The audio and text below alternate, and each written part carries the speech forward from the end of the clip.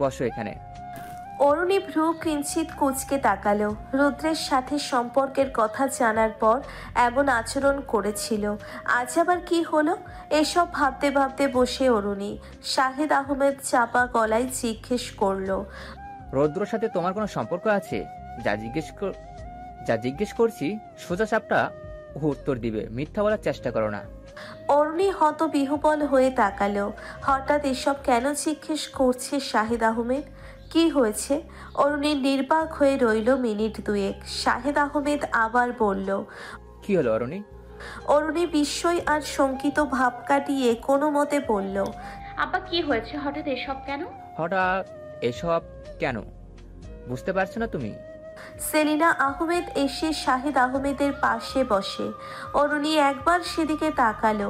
অরুণী থেমে থেমে বলল, না না, কি বুঝবো? অরুণী নির্বোধের মতো তাকিয়ে রইল। ভিতরটা এলোমেলো হয়ে যাচ্ছে। মুখাবয়ব স্বাভাবিক রাখার যথাসম্ভব চেষ্টা করছে। হঠাৎ রুদ্রের কথা কেন জিজ্ঞেস করছে? এই প্রশ্নটা অরুণীর মাথায় আন্দোলিত হতে লাগলো। সেলিনা আহমেদ এই পর্যায়ে বলল, এতদিন মিথ্যে বলেছিস তুই? তোর সাথে রুদ্র সম্পর্ক না থাকলে রুদ্র কেন বিয়ের প্রস্তাব দিবে? এত সাহস! সেলিনা আহমেদের কথা অরুণীর কর্ণকুহরে প্রবেশ করতেই অরুণীর হাত পা যেন হিমশীতল হয়ে গেল। রুদ্র বিয়ের প্রস্তাব দিয়েছে? রুদ্র দেশে এসেছে? অরুণীর মন ততক্ষণে উত্তেজনায় পাগল হয়ে গেল। তোলপাড় হয়ে যাচ্ছে অরুণীর মনে। অরুণীর মনে হচ্ছে এসব স্বপ্ন। অরুণী মনোযোগী যাচ্ছে এটা যেন স্বপ্ন না হয়। অরুণী মনে প্রাণে চাচ্ছে এটা যেন স্বপ্ন না হয়। শাহিদ আহমেদ আর সেলিনা আহমেদ যে সামনে বসা, অরুণীর সেদিকে খেয়াল নেই। মুহূর্তেই সব ভুলে গেল। অরুণী এই অনুভূতির ব্যাখ্যা কাউকে দিতে পারবে না, কাউকে বোঝানো সম্ভব না। অরুণীর শ্বাসরুদ্ধ হয়ে আসছে, মাথার ভিতর ভন ভন করছে। রুদ্র ফিরে এসেছে, চিন্তা শক্তি লোপ পাচ্ছে বোধহয়। আনন্দে অবচেতন হয়ে যাচ্ছে। শাহিদ আহমেদ হঠাৎ চেঁচিয়ে ওঠে। ভাবনায় ডুবে থাকা অরুণী হঠাৎ এমন চেঁচানোর শব্দে হকচকিয়ে উঠে তাকায়। সম্বিত ফিরে অরুণীর। শাহিদ আহমেদ আবার জিজ্ঞেস করল, রৌদ্রর সাথে তোমার সম্পর্ক আছে? তুমি রৌদ্রকে বিয়ে করতে চাও? অরুণী ফ্যালফ্যাল করে তাকিয়ে রইল শুধু। অনেকক্ষণ পর শাহিদ আহমেদের প্রশ্নে উত্তর দিল, রুদ্র ভাইয়ার সাথে তোমার কোথায় দেখা হয়েছে? উনি ফিরে এসছে? অরুণীর প্রশ্ন শাহিদ আহমেদ তেলে বেগুনে জ্বলে উঠে তাকালো সেলিনা আহমেদের দিকে। মুখ বিকৃত করে বলল, তোমার মেয়ে এখনো কিছু জানে না। দীর্ঘ সময় পার হওয়ার পর শাহিদ আহমেদ ক্ষীণ শ্বাস ফেলে ঠান্ডা গলায় কেবল বলল, তুমি যদি ভেবে থাকো তুমি বড় হয়েছে, যথেষ্ট বয়স হয়েছে, তোমার সিদ্ধান্তই সব, তাহলে তুমি ভুল। আমি বেঁচে থাকতে অন্তত চাইবো না ওরকম একটা ফ্যামিলিতে আমার মেয়ের বিয়ে হোক। যদি বিয়ে করতে হয় আমি মারা যাওয়া পর্যন্ত অপেক্ষা করো। শাহিদ আহমেদের কথা শুনে অরুণীর অন্তরাত্মা কেঁপে ওঠে। এলোমেলো ভাবে পা ফেলে রুমে যায়। মিলা অরুণীর সাথে সাথে অরুণীর রুমে আছে। মৃদু গলায় জিজ্ঞেস করে, কি হয়েছে? কথা বলার মতো মানসিকতা অরুণীর নেই, শুধু বলল, কিছু না ভাবি, যাও এখন। অরুণী আর রুদ্রর বিষয়ে মিলা একটু আধটু জানে। সূর্য কখনো এই ব্যাপারে মিলাকে কিছু বলেনি। মিলা আন্দাজ করতে পারলো হয়তো রুদ্রের বিষয় নিয়ে কিছু হয়েছে। অরুণীর ফোনটা বেজেই চলেছে, সেদিকে খেয়াল নেই। হঠাৎ মনে হলো রুদ্র ফোন দিয়েছে। এমন শঙ্কায় নিবিষ্ট হয়ে অরুণী তড়িঘড়ি করে দোকানের কাছে যায়। ফোনের স্ক্রিনে তাইতির ফোন নম্বরটা ভাসছে। অরুণী তীব্রভাবে আশাহত হলো। ধরতে ইচ্ছে করছে না ফোন, হাত থেকে ফোন রেখে দিল। অনবরত বেজেই চলল ফোনটা। অরুণী বিরক্ত হয়ে হাতে নিল ফোনটা। একবার ভাবলো বন্ধ করে রাখবে, আবার কি ভেবে যেন রিসিভ করলো। তাইতি ব্যগ্র গলায় বলল, দোস্ত, কই তুই? অরুণী ক্ষীণ স্বরে অনিচ্ছুক ভাবে বলল, বাসায় আমি। কি হয়েছে? আমাদের বাসায় আসতে পারবি? ভীষণ বিপদে পড়েছি রে। একটু তাড়াতাড়ি আয় দোস্ত, প্লিজ। যত তাড়াতাড়ি সম্ভব আয়। অরুণীর ভাবলেশীন গলায় বলল। আমি ঝামেলায় আছি, খুব আসতে পারবো না। তাইতে করুণ স্বরে অনুরোধ করেই যাচ্ছে। অরুণী বেশ বিরক্ত গলায় বলল, আমি খুব সমস্যায় আছি, তুই বুঝতে পারছিস না, মন মেজাজ ভালো নেই। অরুণী ফোনটা রেখে দিয়ে আপন ভাবনায় নিবিষ্ট হলো। ফোন কেটে দেওয়ার পর তাইতি ক্রমাগত অনুরোধ মাখা টেক্সট করে যাচ্ছে অরুণীর ফোনে। অরুণীর টনক নড়ল। কি হলো হঠাৎ তাইতির? অরুণী ছোট্ট করে একটা মেসেজ পাঠায়, আচ্ছা আসছি। বাসা থেকে বের হওয়ার সময় সেলিনা আহমেদ আর শাহেদ আহমেদের সামনে পড়ে অরুণী। থমথমে মুখে তাকিয়েছিল অরুণীর দিকে, কোনো প্রশ্ন করেনি। তাদের দৃষ্টিতে বোঝা গেল তারা ভাবছে অরুণী রুদ্রের সাথে থাকবে কোথায়। তারা ভাবছে অরুণী রুদ্রের সাথে দেখা করতে যাচ্ছে, অথচ অরুণী কিছুই জানে না। অরুণী তাইতির বাসায় গিয়ে দেখে সব ঠিকঠাক, কোনো প্রবলেম হয়নি। তাইতি ওর রুমে বসে আছে, তাইতির পাশে ওর ভাবি বসা। ননদ আর ভাবি ঘোষ গল্প করছে। অরুণী ব্যগ্র হয়ে পড়ল, সমস্যা কি তোর? মানে এমনভাবে খবর দিয়ে এসছিস মনে হচ্ছে তোকে শুলে চড়ানো হয়েছে, আর সেখানে থেকে একমাত্র আমিই উদ্ধার করতে পারবো। অরুণীর কথায় তাইতির ভাবি হেসে ফেলল। অরুণীর মনের বেহাল অবস্থা তা তো কেউই বুঝবে না। তাইতির ভাবি ঘাট ছেড়ে উঠে বলল, তোমার সাথে কথা, আমার এদিকে আসো। দ্বিতীয় আর কোনো প্রশ্ন না করে অরুণী তাইতির ভাবির পিছনে পিছনে যেতে লাগলো। ভালো লাগছে না কথা বলতে। তাইতিদের বাসায় দক্ষিণ পাশের একদম কোণার রুমটার কাছে এসে তাইতির ভাবি থামলো। তুমি এই রুমে বসো, আমি একটু আসছি, যাবো আর আসবো। অরুণী উন্মানা ভাবে রুমে ঢুকলো। হাতের ব্যাগটা টেবিলের উপর রেখে অস্থির ভঙ্গিতে সোফায় বসলো। তাইতে কি ফাজলামি টানা শুরু করেছে? অরুণীর হঠাৎ চোখ গেল রুমের উত্তর দিকের জানালাটার দিকে। জানালার সাথে হেলান দিয়ে এক দৃষ্টিতে অরুণীর দিকে তাকিয়ে দাঁড়িয়ে আছি। এক দৃষ্টিতে অরুণীর দিকে তাকিয়ে রইল রুদ্র। অরুণী ভয়ে আতঙ্কে ভূত দেখার মতো চমকে উঠে চিৎকার দিল গলা ফাটিয়ে। ততলাতে ততলাতে কোনো মতে বলল, রুদ্র! অরুণী সোফা তড়াক করে উঠে দাঁড়ায়, বারবার চোখের পলক ফেলতে লাগলো। অস্বাভাবিকভাবে ঘামছে, গলা শুকিয়ে আসছে। রুদ্রের ঠোঁটে এক ঝলক হাসি। অরুণীর দিকে এগিয়ে আসলো, আবেগ ঘন কণ্ঠে শুধু বলল, অরুণী। অরুণী নিষ্প্রভ দৃষ্টিতে তাকিয়ে রইল, কিছু বলতে পারছে না। রুদ্র অস্থির গলায় বলল, আরে কাঁপছো কেন? আমি তো ভেবেছি আমায় দেখার সাথে সাথে বুকের ভিতর ঝাঁপিয়ে পড়বে, নাকে চোখের পানি দিয়ে শার্ট নষ্ট করে ফেলবে। এজন্য আমি পুরনো শার্ট পরে এসেছি। অরুণীর শরীর টলমল করছে, এক্ষুনি যেন ঢলে পড়বে। রুদ্র অরুণীকে চড়িয়ে ধরল। প্রায় 1 ঘন্টার মতো কেউই কোনো কথা বলল না। দীর্ঘ সময় পর রুদ্র বলল, কিরণ বলেছিল তুমি নাকি বদলে গেছো, আগের মতো আবেগ পাগলামি কিছুই নাই। কই বদলে গেছে আমার আবেগিরানি? সে তো আবেগে আমার বুকের ভিতর গলে যাচ্ছে, শুধু একটু বড় হয়েছে। প্রায় 3-4 ঘন্টা পেরিয়ে গেল। সময় যেন অতি দ্রুত চলে যাচ্ছে। অরুণীর প্রতি রন্ধ্র রন্ধ্র আনন্দে পুলকিত হচ্ছে, বারবার চোখ জলে ছাপিয়ে উঠছে, উত্তেজনায় গলা কাঁপছে। রুদ্রর প্রতি রাগ অভিমান সব ভুলে কত প্রতীক্ষিত সময়। এই আনন্দ, এই আবেগের কোনো ব্যাখ্যা হয় না। দুইজনের হৃদস্পন্দন অস্বাভাবিকভাবে বাড়ছে। রুদ্র একটার পর একটা কথা বলে যাচ্ছে, আর অরুণী নির্বাক হয়ে তাকিয়ে মনোযোগী শ্রোতার ভূমিকা পালন করে যাচ্ছে। রুদ্র বলল, অরুণী, তুমি কিছু বলছো না কেন? মাঝে মাঝে তীব্র ইচ্ছা হতো ফোন দেই তোমার কাছে, কথা বলি। নিজেকে অনেক কষ্টে সংযত করতাম। আসলে কি জানো অরুণী, কিছু কিছু ভালোবাসা একদম নিখাদ হয়, দূর থেকে অনুভব করা যায়। আমাদের ভালোবাসা খুব মজবুত অরুণী, ভালোবাসা এমনই হওয়া উচিত। রুদ্রের গলা কেমন ভারী হয়ে গেল। 2 বছর পর প্রিয় মানুষটার সাথে দেখা হওয়ার আনন্দে গলা ছলছল করে উঠছে। এই পর্যায়ে রুদ্র হঠাৎ হেসে ফেলল। তোমার সাথে পরিচয় প্রথম দিনগুলোতে ভেবেছিলাম তোমার মাথায় গন্ডগোল আছে বোধহয়। না, এখন মনে হচ্ছে তুমি প্রেমিকা হিসেবে দারুণ, ভীষণ দারুণ, যাকে ভালোবাসা যায়, হাজার হাজার বছর ধরে ভালোবাসা যায়। অরুণী খুশিতে আকাশ বাতাস ভুলে আহ্লাদে গলায় বলল, এত প্রশংসা করলে সত্যি এখন মাথায় গন্ডগোল হয়ে যাবে। অরুণী একটু থেমে আবার উদাস গলায় বলল, আপনাকে ছাড়া আমার কষ্ট হয়েছে, কষ্টের পরিমাণ কিংবা তীব্রতার ব্যাখ্যা করতে পারবো না। রুদ্র বুঝতে পারল আবার অরুণী কেঁদে ফেলবে। দ্রুত নিচের বাহুডোরে আবদ্ধ করে ফেলল অরুণী। চোখের কোণে জমানো জলটুকু গাল বেয়ে গড়িয়ে পড়ার আগেই মুছে দিল। আমি প্রতিদিনই তোমার খোঁজ নিতাম। প্রতিদিন খোঁজ নিতেন তা জানতাম না, কিন্তু খোঁজ নিতেন তা জানতাম।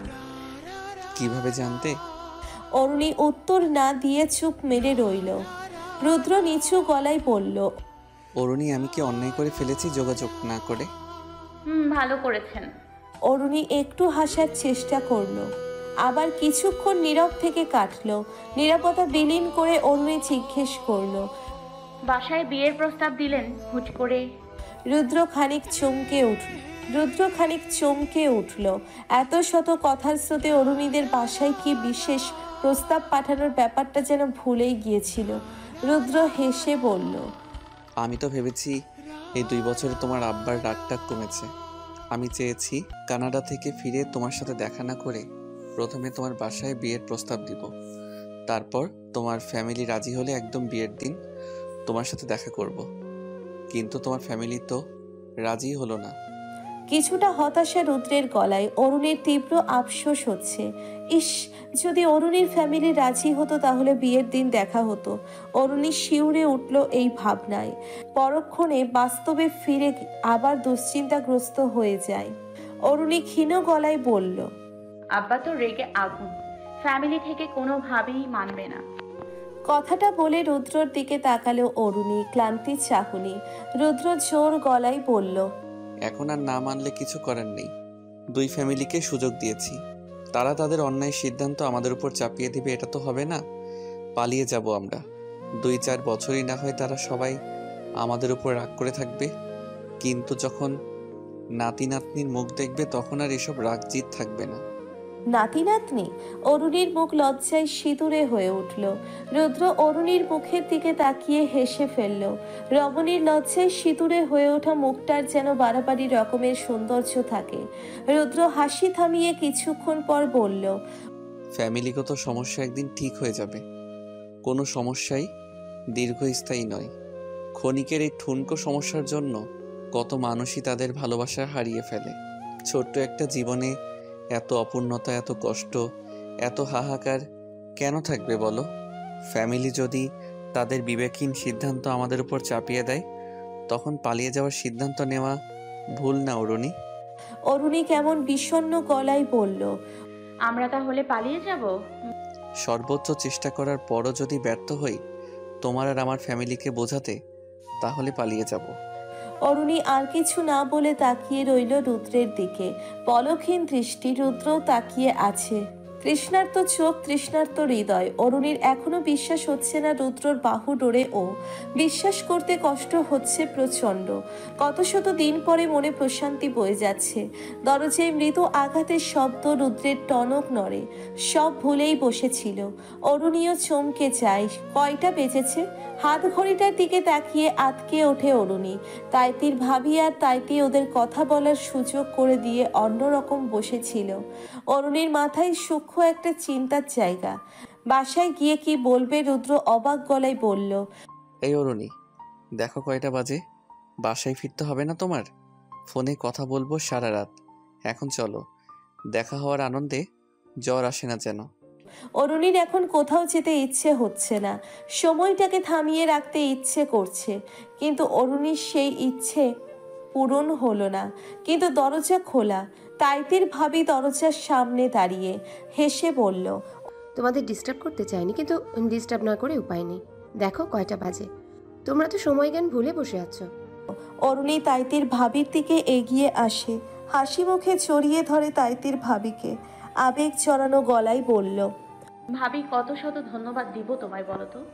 হয়েছে, আর ধন্যবাদ দিতে হবে না। এখন খেয়ে দিয়ে বাসায় যাও শীঘ্রই, নয়তো তোমার বাসায় সমস্যা হবে। রুদ্র ওদের পাশেই দাঁড়িয়ে রইল। অরুণী তাইতির ভাবিকে ছেড়ে রুদ্রের উদ্দেশ্যে বলল। দেরি হয়ে গেল। রুদ্র হঠাৎ কৌতুক করে বলল, অরুণী, তুমি ভাবিকে জড়িয়ে ধরে ধন্যবাদ জানালে, আমার জানাতে হবে না? অরুণী কঠিন দৃষ্টিতে তাকায়। রুদ্র আবার হাসে। তাইতের ভাবিও বেশ শব্দ করে হেসে ওঠে। অরুণী বাসার উদ্দেশ্যে রওনা হয়। বাসায় ফিরে কি হবে না হবে এসব অরুণীর ভাবতে ইচ্ছে হচ্ছে না। অরুণীর ভাবনার জগৎটা দখল করে আছে রুদ্র। অরুণী বাসায় ফেরার পর থেকে কিছু জিজ্ঞেস করলো না, কথাও বলল না। অরুণী বিস্মিত হয়ে রইল কতক্ষণ। অরুণী ভেবেছে আর না হোক সূর্যের হাতে কয়েকটা চর থাপ্পড় নিশ্চিত খেতে হবে। হয়তো এবার এভাবে চুপ থেকে কিংবা কথা না বলে রাগের বহিঃপ্রকাশ করছে। কিছুক্ষণ পর মিলা অরুণীর রুমে এসে জিজ্ঞেস করলো, খাবে না তুমি? না ভাবি, খেয়ে আসছি আমি। অরুণী একটু থেমে মিলার কাছে গিয়ে ফিসফিস করে জিজ্ঞেস করলো, ভাবি বাসায় কিছু হয়েছে? মানে আমি কোথায় গিয়েছি বা রুদ্রের ব্যাপারে? তোমার দাদা বাসায় আসার পর বাবা অনেক চেঁচামেচি করেছে। দাদা কিছু বলেনি? না, কিছু বলেনি। একটু আগে বাসায় আসলো, চুপচাপ খেয়ে যাচ্ছে।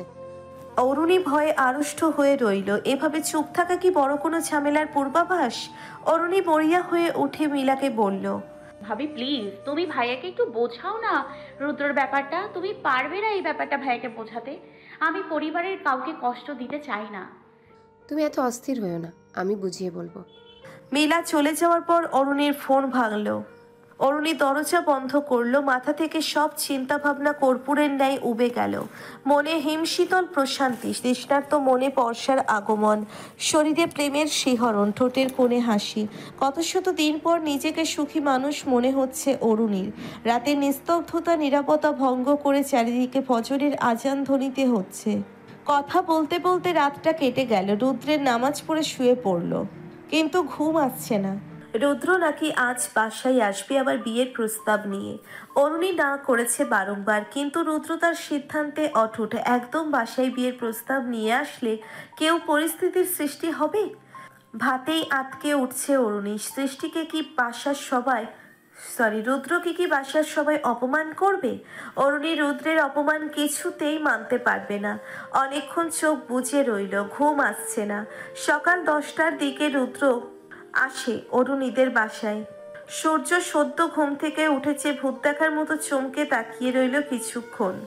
শামিমা দ্রুত পায়ে অরুণীর রুমের দিকে ছুটে গেল। অরুণী ঘুমাচ্ছে, শামিমা ডেকে তুলে ঘুমাচ্ছেন। কি কাণ্ড রে অরুণী, রুদ্র আইছে।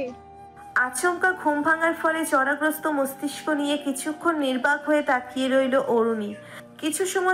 কিছু সময় পর ব্যাপারটা বোধগম্য হতেই তড়াক করে বিছানা ছাড়ে।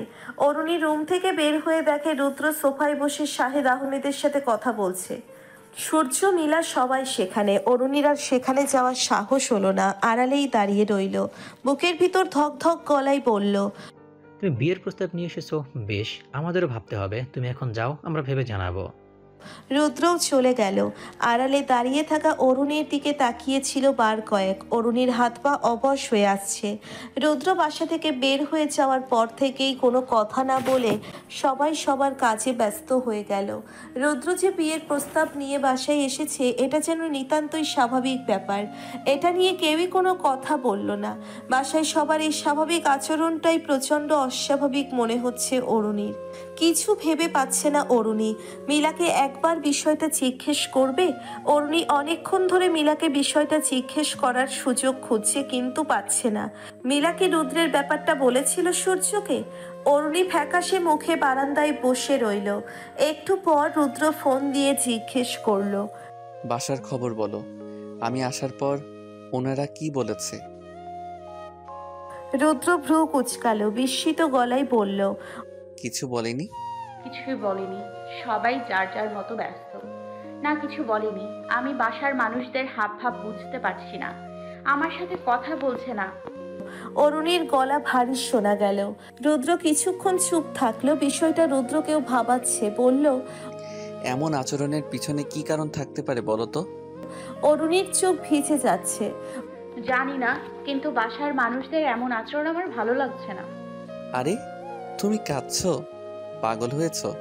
আমি আছি তো। কান্নাকাটির স্বভাব এখনো গেল না? অরুণী বারান্দা থেকে খোলা সূর্য বাসা থেকে বের হয়েছে। রুদ্র উদ্দেশ্য বদলে গেলে দেশ বলল, ফোন রাখছি, ভাইয়া বাসা থেকে বের হয়েছে।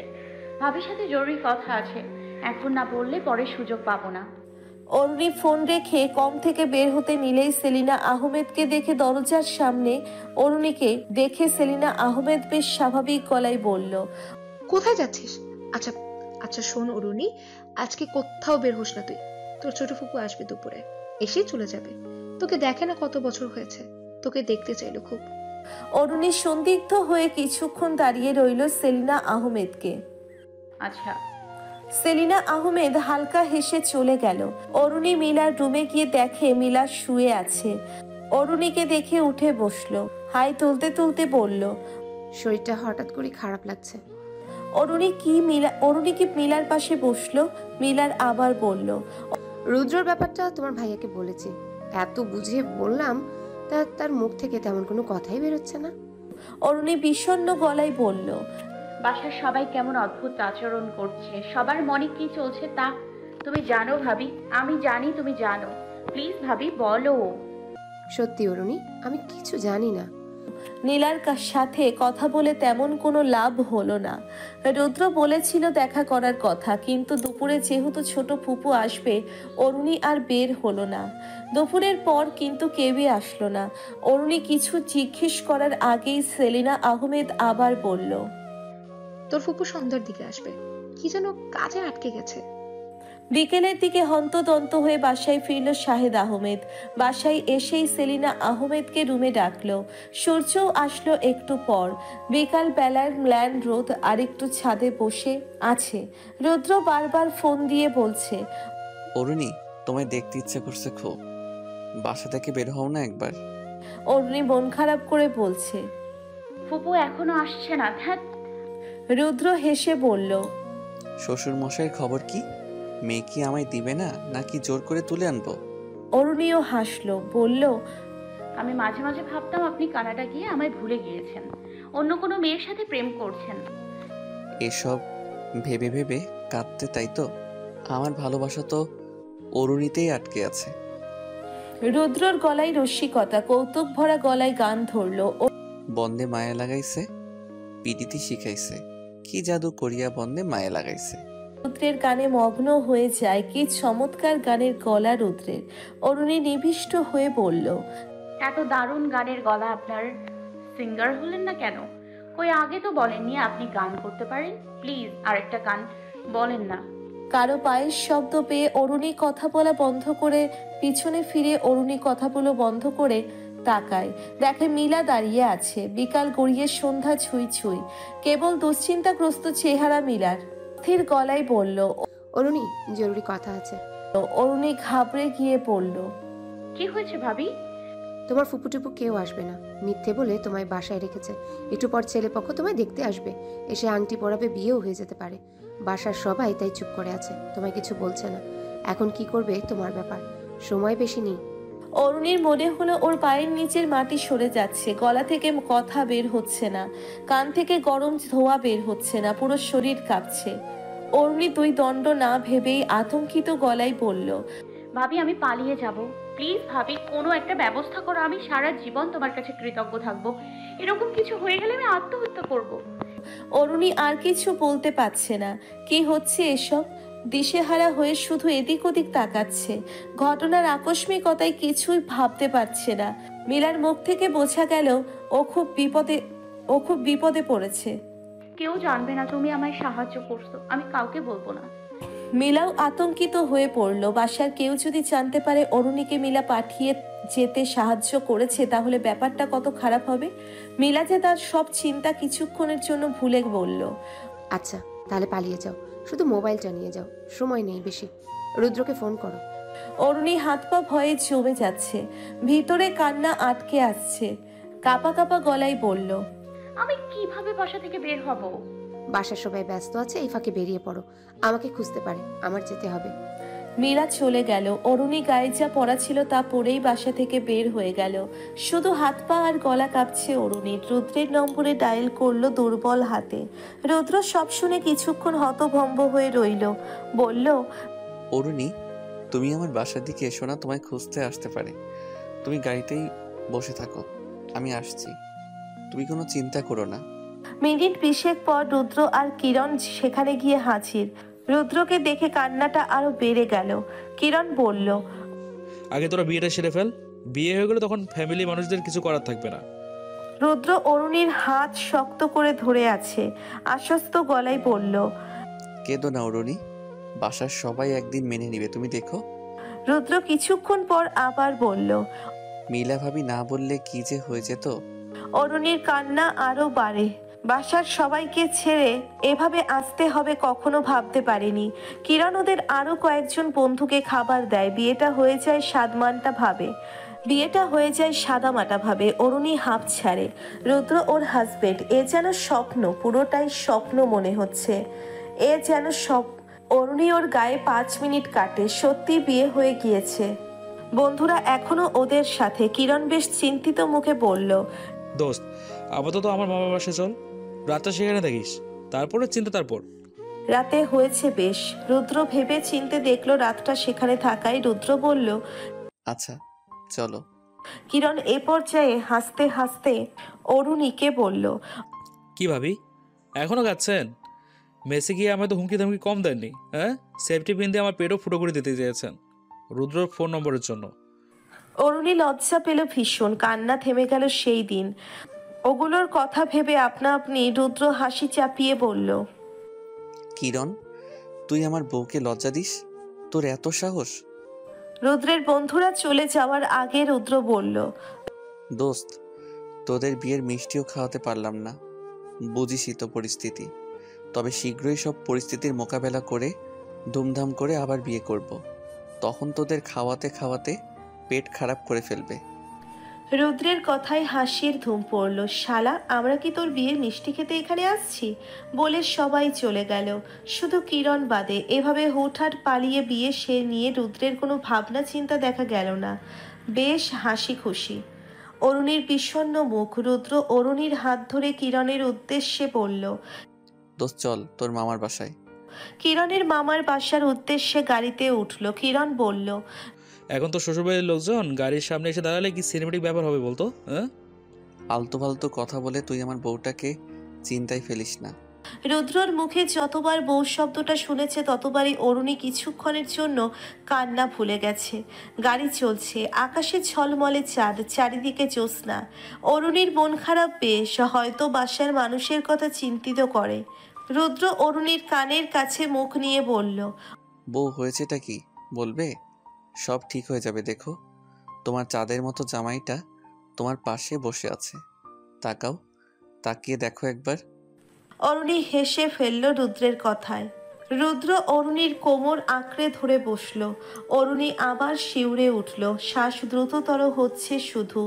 রুদ্র কিরণের দিকে তাকিয়ে বলল, কিরণ, আমাদের দিকে তাকাবি না তোর গার্লফ্রেন্ডের কসম।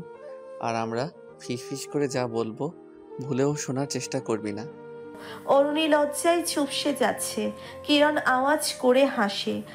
ভাই একটু ধৈর্যশীল হ।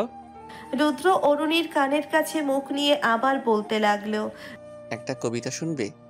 রুদ্র দরজার কণ্ঠ টেনে টেনে আবৃত করতে লাগলো। যদি নিষ্কলুষ প্রেমিক হও, জগদ্দাসীর সবচেয়ে অগ্নিমূল্যের প্রণয়িনী হব। যদস্য প্রেমতাপ রন্ধ্রে রন্ধ্রে পৌঁছে যাব। যদি মধ্যাহ্নের রৌদ্র তাপে হিমশীতল দক্ষিণা সমীরণ হও, মাখিয়ে দিব তোমার অন্তরতম অচল কদলীর রক্তিম সূর্যের সমস্ত রঙে। তমসাবৃত্ত যামিনীতে পূর্ণ চন্দ্রমা হব। চন্দ্রসুধা ছড়িয়ে দিব তোমার হৃদ চরাচরে। যদি নিষ্কলুষ প্রেমিক হও, হব দুচিলতে কাঠের তরী, ভালোবাসার উত্তল মহাতরঙ্গে। দ্বারবিহীন তরী জীবনের শেষ অপরাহ্নেও ভাসতে থাকবে প্রেম সায়রে। রুদ্রের শ্বাস অরুণীর কাঁধে আছড়ে পড়ছে। অরুণী গভীর আবেগে চোখ দুটো বুজে শুনছে কবিতা। কোনো কিছু না বলে শুধু রুদ্রের কাঁধে মাথা রাখলো। অরুণীর মনে হচ্ছে এত সুখীও কেঁদে ফেলবে, ওর গায়ে জ্বর এসে যাবে। রুদ্রও চুপ থাকলো না। হঠাৎ অরুণী মরিয়া হয়ে উঠে বলল, লাবণ্য নামের সেই মেয়েটার সাথে আপনার কথা হয়? কানাডা গিয়ে কোনো মেয়ের সাথে কথা বলেছেন? হঠাৎ অরুণীর এরূপ প্রশ্ন রুদ্র না হেসে পারল না। এই শুভ দিনে তুমি এসব কি জিজ্ঞেস করলে? পেতনি ভর করেছে নাকি? অরুণী স্মেনিমুখ হয়ে বলল, কয়দিন যাবৎ জিজ্ঞেস করব ভাবছি, আর জিজ্ঞেস করা হয়নি। হঠাৎ মনে পড়লো। কোনো মেয়েটের সাথে কথা বলি না। রুদ্র আবার বলল, অরুণী, আমি চেয়েছিলাম আমাদের খুব ধুমধাম করে বিয়ে হোক। তুমি লাল টুকটুকে বউ সাজবে। বিশ্বাস করো অরুণী, আমি চাইনি আমাদের এভাবে বিয়ে হোক। বিয়ে হলো, কিন্তু তুমি বউ সাজলে না, আমিও বর সাজলাম না। তোমার হাতে মেহেদি নেই, গায়ে লাল বেনারসি নেই। কেমন বিষণ্ণ শোনালো রুদ্রর গলা।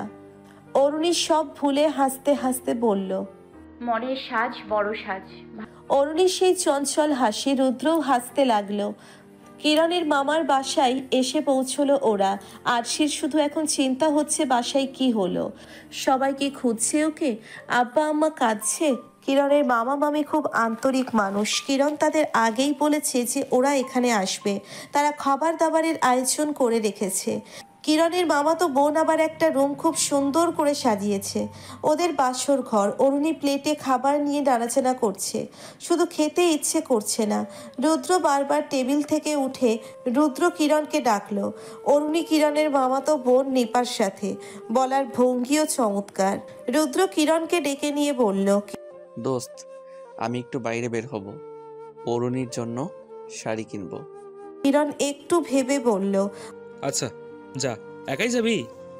হ্যাঁ, একাই। তুই অনেক কষ্ট করেছিস, এখন বিশ্রাম নে। অরুণী নিপার সাথে বসে আছে, রুদ্রকে দেখছে না, কারো কাছে জিজ্ঞেস করতেও লজ্জা পাচ্ছে। হঠাৎ অরুণীর মনে হলো মিনার কাছে নিপার ফোন নম্বর থেকে একটা কল করা যায়। অরুণীর নিপার ফোন থেকে কল করলো নীলার নম্বরে। ফোন রিসিভ করে নীলা হ্যালো হ্যালো করতে লাগলো। অরুণী ভয় ভয় গলায় বলল, ভাবি। নীলা চমকে গিয়ে বলল, অরুণী, কোথায় তোমরা? ঠিক আছো তো? তোমার কাছে কেউ নেই তো? না নেই। তোমাদের কি অবস্থা তাই বলো। বাসার সবাই খুঁজছে তোমাকে, আম্মা কাঁদছে, সাবধানে থেকো। মিলা ফোন রেখে দিল। কে যেন আসছে। রুদ্র ঘন্টা খানেক পর বাসায় ফিরল। শপিং ব্যাগ 3টে নিপার হাতে দিয়ে বলল, অরুণীকে সাজিয়ে দাও। অরুণী রুদ্রর পাগলামিতে অবাক না হয়ে পারল না। সাজগোজ শেষে অরুণীকে ওদের জন্য যে রুম সাজানো হয়েছে সেই রুমে নিয়ে গেল। তাজা ফুল দিয়ে সাজানো ঘরটা, ফুলের গন্ধে চারিদিকটা ম ম করছে। অরুণী চোখ বন্ধ করে ফুলের ঘ্রাণ নিতে লাগলো। বিছানার মাঝখানে গুটিসুটি মেরে বসে রইল। একটু পর রুদ্র আসলো, অরুণীর পাশে বসলো, বলল, অরুণী, একটা দারুণ খবর আছে। অরুণী চোখ তুলে তাকায়, আগ্রহী গলায় বলল, কি? তোমার শ্বশুর আলয়ের লোকজন তোমায় মেনে নিয়েছে। সকালে আপনি আপনার শ্বশুরের বাসায় যাচ্ছেন। মেনে নিয়েছে? সত্যি মেনে নিয়েছে? এমন ব্ল্যাকমেইল করেছি, মেনে না নিয়ে উপায় আছে? তাছাড়া আমি কানাডায় যাওয়ার পর থেকে আব্বা আম্মা অনেক বদলে গিয়েছে। অরুণী খুশি হলো, কিন্তু খুব বেশি খুশি হতে পারল না। ও বাসায় গেলে মিম্মি আপার কথা আমার মনে পড়বে। রুদ্র একটা ক্ষীণ শ্বাস ফেলে বলল। থাক, বাদ দাও না সব। অরুণীকে হাসাতে রুদ্র ফের বলল, আমজাদ স্যার, কার্তিক মশাই, দারোয়ান কাকা, সেই চায়ের দোকানে সবাইকে দাওয়াত করা উচিত, তাই না? অরুণী হেসে ফেলল সেই দিনগুলোর কথা ভেবে। হঠাৎ একটা খাম বের করলো বালিশের নিচ থেকে। রুদ্রর দিকে খামটা বাড়িয়ে দিয়ে বলল, নিন আপনার সেই ঐতিহাসিক টাকা। টাকাগুলো চাইলে জাদুঘরে সংরক্ষণ করতে পারেন। বিয়ের বসন্ত এসে গেছে যে। অরুণীর দিকে তাকিয়ে তাকিয়ে হাসছে রুদ্র, বলল, এখন তোমার টাকা আর আমার টাকা একই তো কথা, তোমার কাছেই রাখো। দুইজনে আর এক দফা হাসলো। রুদ্র অরুণীর হাতটা ধরে পকেট থেকে একটা গোল্ড রিং বের করে অরুণীর আঙ্গুলে পরিয়ে দিয়ে গভীর আবেগে অরুণীর হাতে চুমু খেলো। অরুণীর সমস্ত শরীর কেঁপে উঠল। রুদ্র অরুণীর কাঁপা কাঁপা ঠোঁট দুটোর দিকে নেশা ভরা চোখে তাকালো। অরুণীর চিবুক ধরে মুখটা উঁচু করে অরুণীর ওষ্ঠের সুধা পান করে। অরুণী শুধু কেঁপে কেঁপে উঠছে, চোখ মুখে নিদারুণ লজ্জার স্ফুলিঙ্গ ছড়াচ্ছে। রুদ্র অরুণীর কানে ঠোঁট ছুঁয়ে গভীর আবেগে বলল, অরুণী, ভালোবাসি। রুদ্রের উষ্ণ নিঃশ্বাস অরুণীর শরীরে বিচ্ছে। সুখানুভূতিতে কাঁপছে অরুণীর শরীরের রন্ধ্র রন্ধ্র। অস্বাভাবিক হৃদস্পন্দন, চারিদিকে তাজা ফুলের ঘ্রাণে মাতাল পরিবেশ। দুইজনের মনে ভালোবাসার তোলপাড়। সকালে উঠে ওরা রাজশাহীর উদ্দেশ্যে রওনা হলো। ঘুমে অরুণীর চোখ ঢুলুঢুলু করছে। রুদ্র অরুণীর দিকে তাকিয়ে হাসছে। অরুণী দারুণ লজ্জায় মিইয়ে যাচ্ছে। রুদ্রের বাসার সবাই সাগ্রহে বৌবরণ করলো। বিয়ের আনন্দ বাসা জুড়ে। রুদ্র এতটা আশা করেনি। রুদ্রের মা একটু পরপর এসে অরুণীর কাছে বসছে, খোঁজ খবর নিচ্ছে। মাস তিনেক পর শাহিদ আহমেদ বারান্দায় বসে আছে। মুখটা গম্ভীর তার। একমাত্র মেয়েকে দেখছে না 3 মাস ধরে। মেয়ের প্রতি রাগ অভিমান সব ভুলে যাচ্ছে দিন দিন। সূর্যকে ডেকে বলল, অরুণী, ও শ্বশুর বাড়ি নাকি ঢাকায়? খোঁজ নিয়েছিলাম, এতদিন ঢাকায় ছিল, কাল নাকি শ্বশুরবাড়ি গিয়েছে। সেলিনা আহমেদ কাঁদছে। বোনের জন্য সূর্য মনও খারাপ হয় আজকাল। শাহেদ আহমেদ সব ভুলে পড়ল। রৌদ্র ছেলে হিসেবে মন্দ না, সুপুরুষ বটে। ওদেরকে বেড়াতে আসতে বলো। অরুণীকে দেখছি না তো, কতদিন হয়ে গেছে। শাহেদ আহমেদের চোখ ভিজে উঠছে। চশমার মোটা কাছের আড়ালে ভেজা চোখ দুটো কেউই দেখল না।